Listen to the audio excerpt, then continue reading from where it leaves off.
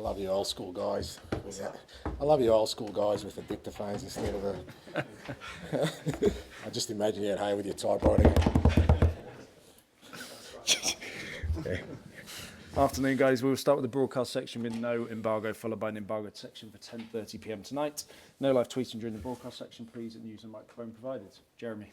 Hi, Ange. Nice to see you. You ruled out Ben Davies for this match. Of the other injured players, any of them available or still missing? No, I sort of. It'll be the same as the weekend in terms of squad wise. Everyone got through the weekend well. No issues from it. We could obviously protect a few guys in that. Pedro and Matters didn't start, so everyone's good. With the injured guys, nothing's really changed. They're still progressing, training sort of on and off with us, and hopefully over the next 7-10 days, reintroduction. Pep's just said that Haaland may play. He's not sure yet. If he does play, will Gray and Danso take care of him, do you think? Oh, it's a great challenge for them. Delap was a handful last game, and Erling's, he's the premier striker, and it's still, I think, in world football when he's up and running. So, great challenge, but obviously, whether he plays or not, it'll still be a great test for all our group. But you're going in 3 straight Premier League wins. You've beaten City twice this season, and memories, of course, of the 4-0 thrashing at the Etihad. How confident are you about this one? Yeah, look, how confident. You're always looking forward to the challenge. Man City are an outstanding football club, great manager, still got great footballers, and still play really, challenging football to any opponent. So, but we've enjoyed the games against them, whether that was this year or even last year. You're going to get a good football game. They're going to try and win. They're going to play expansive. We're going to try and do the same, and it's going to be a good test for us. Just finally, we hear you're talking to Rodrigo about a new contract. Benson Kerr's got, I think, to the end of next season. How good has he been, and how confident are you that he'll extend? Yeah, Rodri's been great. In terms of his contract situation, again, that's handled by other people, and obviously we're, a lot of our kind of strategising is not just short term; it's about the longer term. Rodri, I think, especially, sort of this latter period is really sort of getting back, I think, to the levels he wants to be. He obviously was coming off a long-term injury last year, and then came back, looked really good, then got another injury, and it's really disruptive. And then even this year, he got a bit off to a false start with obviously his long suspension. So, but you can see that he just needs regular game time, and he's getting up to speed. And really good guy as well around the group.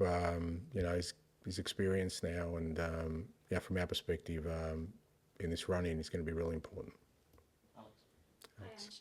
After the 3 league wins in a row, has there been a significant change in mood around here? Have the players been lifted by those results?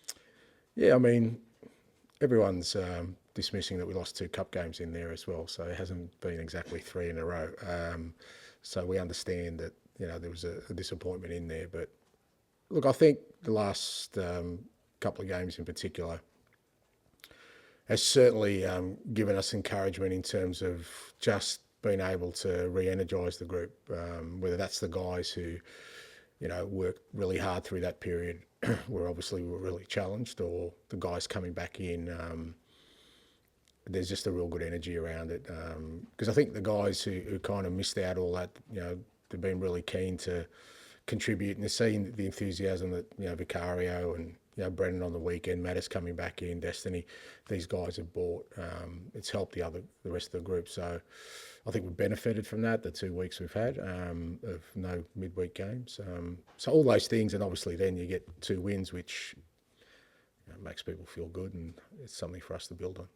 With those players returning, with those wins, is there an element of frustration as well, sort of what could have been had you had those players? Yeah, look, I mean, yeah, potentially, because I've always said that, I still feel like we're on the right path, and yet every other indicator you look at, when you're looking at a sort of sporting club in terms of results, doesn't really show that. But I've always felt that we're building a really good group of players who have a lot of growth and potentially could really make an impact, but we just haven't been able to do that. But having said that, there's still plenty for us to play for this year, and still an opportunity for us to make a real impact. They do say things come in threes. Just how big an achievement would it be to beat Pep's Manchester City side 3 times in the same season? Yeah, some things come in 33s. I just felt like, look, like I said, it's always a challenge when you play City. They challenge you in ways other clubs don't in terms of their football. And I know that they're obviously, for them, they're going through a rough trot. But their football is still a real challenge to play against. But it's a great challenge. It's what you want. You want to measure yourself. Because like I said, they're going to come here and try and play and be dominant on the ball. We want to be dominant. And against Man City, you can't be. It's impossible to be sort of dominant in all facets of the game. They're going to have times in the game where they take control, and it's how we cope with that, how we deal with that. We've done that not too bad in the games we've played against them. And for us tomorrow, that's going to be the challenging bit. I think, when we have our moments, we've got to show the quality. I mean, I know we beat them, the scoreline sounds like it was convincing at their place, but it was the quality of our finishing that was the difference. We didn't create a lot of chances, but the quality of our goals was high up, and you have to against them. So, love coming up against Pep's teams, and looking forward to it. Thank you. Good luck. Thanks, Al. George, behind you, please. Angelo, since Guardiola's been in England, Tottenham have just sort of been a real bogey team. It's Liverpool and Spurs. These records are not great against. And I just wondered, what is it about you could potentially beat the Premier League champions 3 times in one season that this Tottenham team seem to thrive on playing Man City? Yeah, I don't know. I mean, it's I don't know how much you can read into that kind of stuff, because over the course of that time, I guess he's faced different types of sort of Tottenham teams, and different managers. So sometimes it's just circumstance, but I know from our perspective, for the most part, against kind of the teams that are challenging, we've done well in the 2 years I've been here. I mean, there's been a couple of games we got blown away.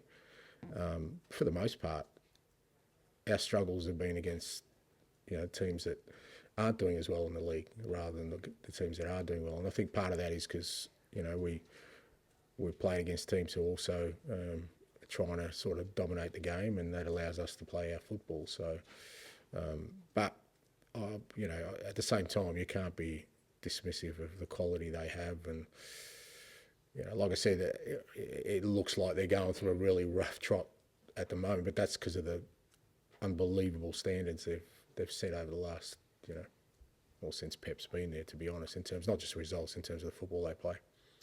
What have you made of them this season? Because they've had injuries, probably not as bad as you, but I was just wondering, what have you made of, probably some people say they drop off or decline this season. What have you made of it as another manager? Yeah, look, I think it's just the way of elite sport, and it just sheds light on how extraordinary they have been. They should, the fact that they did win 4 in a row, and the consistency of that 4 in a row, of just the sheer numbers they accumulated in terms of points, in terms of goals, in terms of wins. It's just, competing in all. It's just an unbelievable and probably unprecedented standard that they set. And it's only natural that that's never going to continue forever. I mean, that's just not sustainable. But you know what, if they bounce back next year and win it, which I don't think anyone in this room could discount that that's possible, and you say they've won 5 out of 6, you'd be going, they're still pretty good. So more than pretty good. So, it's sometimes these things happen, I think injuries, key injuries and some things that go on against them sometimes just brings you back to the field, and that's elite sport. It's just fine margins. I know you touched on him briefly in Friday's presser last week, but I just wanted to ask you again about Djed Spence. I mean, how he's just sort of broken into the team, and he's taken advantage of probably other players' injuries, not in a bad way, but he's just taken his opportunity, and I just wondered what you've made of him really this season. Yeah, as I said last week, he's been outstanding. He continues to be outstanding. The challenge for Djed is to keep going, not to be satisfied with what he's got now, and with the same hunger and attitude that he's taken his opportunity. As you said, that's all you can sort of provide is an opportunity. He needs now to make sure that he doesn't look back from that and keeps pushing on because he's got still so much I think growth in him and potential. He hasn't really been settled in his career apart from sort of maybe the year was at Forest where he kind of really had some great form, but since then it's been stop-start for him. Or he's just got to ensure now that he's up and running, he keeps going. Thank you. Thanks, mate. Pass down to Ali, please. The world's slowest relay, obviously. I just want to ask you about Timo Werner. Is he available at the moment? Just hasn't been getting in what's a stronger matchday squad, or is he not quite there yet? No, he was only really available for the weekend, but because of the matchday squad and the kind of makeup of the squad, I left him out. Obviously, with Ben going out, we put Reggie on as an extra defender on the bench. But it was only Sunday's game he was actually available, but he's trained and he's available for tomorrow. And on that, I just want to ask you, at the weekend you said it was kind of managing his minutes. Yeah. Has something else happened, or is this No, it's still the same. He's been carrying a little bit of a knock for a little while, and he's, to be fair to him, he's played through it. But I've said before that I think this is a real key period for us. I want as many players in the best possible condition for what's coming up. And, after this game, again, we've got a good 7-day break leading into then Europe League, which is those 4 games are going to be massive for us. And I don't see the need to push people at this stage when we've got others that, like I said, probably need the game time, like Destiny and Brennan, Wilson, these guys who are coming back. So he hasn't re-injured or anything, but it's just, like I said, he's been carrying something that I just don't want to sort of push at the moment. And Dane Scarlett, I just want to ask you about him. Looked like that assist at the weekend meant a lot to him, but obviously at a ground where he didn't have to. It was a tough line he had this week. Yeah. I think he's 3 games. He's got 1 goal, 2 assists. What have you seen his development since he's come back? Yeah, look, he's working hard, Dane. Like you said, he's had a couple of difficult loans, and that's part of the process as well for him. We were just talking about Djed, who had 3 difficult loans. So, some of it is just perseverance and keep working hard and waiting for your opportunity. And he has done well for us. I said when he came back, he wasn't in the greatest physical condition, and he's working hard on that. And hopefully he gets more opportunities. As an offside, I've got to say the assist is the most useless statistic in world football. Seriously, it could come off your backside, fall to somebody on the halfway line, and he scores, and it's an assist. So it doesn't impress me. But Dane's assist on the weekend was a good one. There you go.